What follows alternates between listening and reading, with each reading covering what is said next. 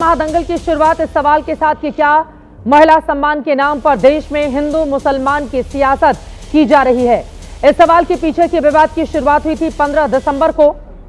पटना में मुख्यमंत्री सचिवालय ने सीएम नीतीश कुमार की डॉक्टरों को अपॉइंटमेंट लेटर बांट रही तस्वीरें जब सामने रखी थी। इस दौरान जब डॉक्टर नुसरत परवीन अपना अपॉइंटमेंट लेटर लेने गई तो उन्होंने हिजाब पहना हुआ था और सीएम नीतीश ने कहा कि महिला डॉक्टर को हिजाब नहीं पहनना चाहिए और उनका हिजाब नीचे उनके चेहरे से खींच दिया। नीतीश कुमार ने ऐसा क्यों किया, इसके समर्थन में और विरोध में कई तर्क दिए जा रहे हैं, लेकिन अब यह बहस आतंकवाद, तालिबान, इस्लामिक राष्ट्र से आगे बढ़ते हुए जहन्नुम तक जा पहुंची है।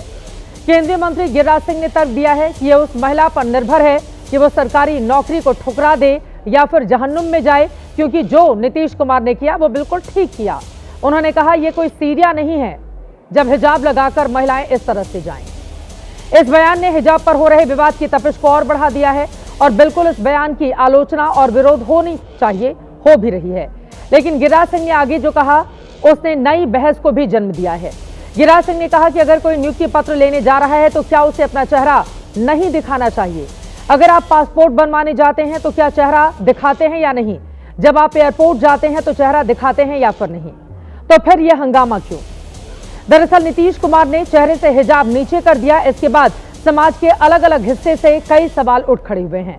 सवाल यह है कि एक डॉक्टर जो हिजाब पहनकर आपसे मर्ज पूछे, आपकी बीमारी के बारे में बात करे, तो क्या आप सहज रह पाएंगे।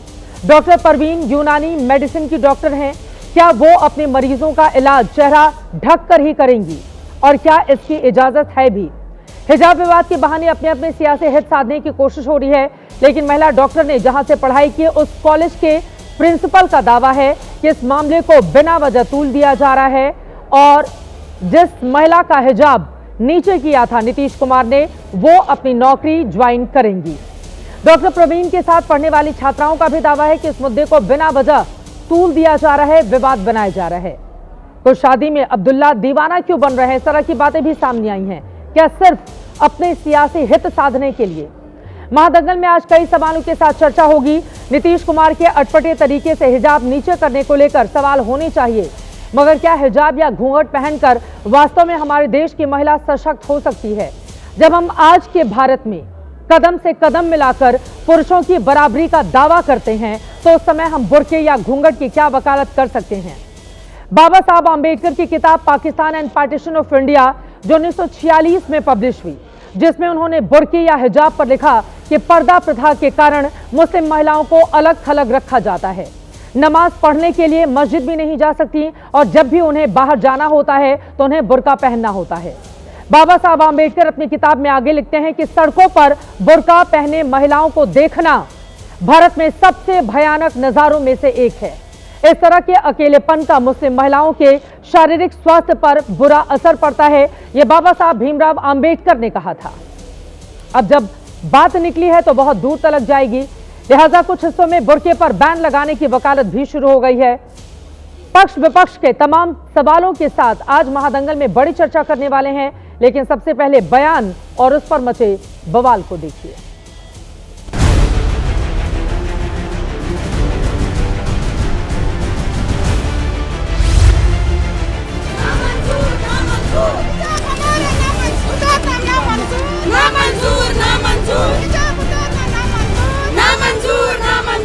जो आप मुसलमान औरतों को आप इतना कमजोर समझते हैं, हम ही आपको सबक सिखाएंगी, आपको जिंदगी भर याद रहेगा, आप भूलेंगे नहीं। इस्लाम के अंदर जो पर्दगी की जो व्याख्या है कुरान के अंदर, वो कहीं पर यह नहीं लिखा गया है कि काले कपड़े पहन करके आप पूरे चेहरे को ढक लीजिए। इस्लाम में पर्दगी जरूर कही गई है, लेकिन वो शालीनता के साथ कही गई है। जो नकाब, हिजाब, बुर्का जो है ना, ये हमारी महिलाओं की मान मर्यादा, आन बान, इज्जत का प्रतीक है, उनके सर का ताज है। आप बात करते हैं बेटी बचाओ बेटी पढ़ाओ की, आप बात करते हैं मिशन शक्ति की, महिला सशक्तिकरण की। ये सशक्तिकरण हो रहा है कि एक महिला आयुष डॉक्टर अपना जॉब करने से मना कर रही है। पाकिस्तान और इंग्लिस्तान की बात करते हैं, ये भारत है, भारत में कानून का राज चलेगा।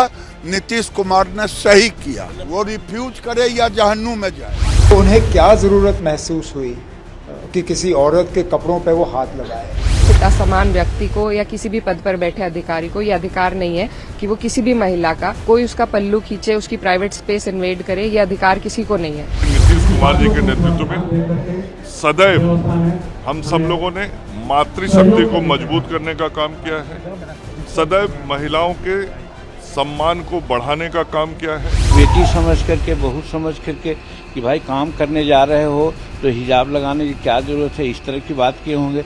उनका कोई इंटेंशन खराब नहीं था।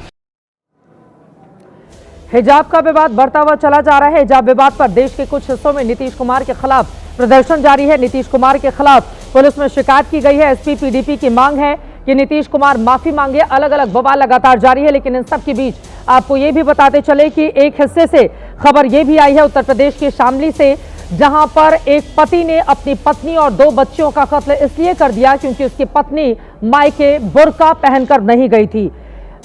शामली के कांधला के गांव से यह मामला सामने आया है, जहां पर आरोपी पिता फारूक ने कथित इज्जत के नाम पर अपनी पत्नी ताहिरा और 2 मासूम बेटियों आफरीन और सहरीन की नृशंस हत्या कर दी। आपको बताते चले, बड़ी बेटी की आंख भी उसने बाहर निकाल ली। जरा सोचिए, बुर्के के नाम पर इस देश में एक जगह से दरिंदगी का मामला भी सामने आया है, लेकिन नीतीश कुमार ने अटपटे तरीके से बुर्का नीचे क्यों किया, इस बात को लेकर चर्चा जारी है। लेकिन क्या सिर्फ बुर्का पहनना है किसी की प्रतिष्ठा की वजह बन सकता है? शामली के मामले को लेकर आवाज क्यों नहीं खड़ी की जा रही है?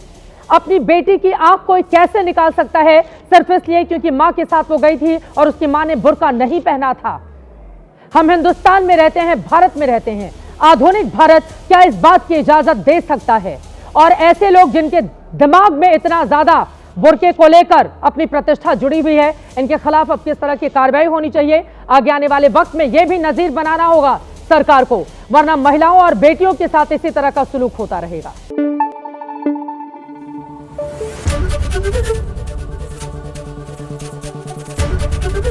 एबीपी न्यूज आपको रखे आगे।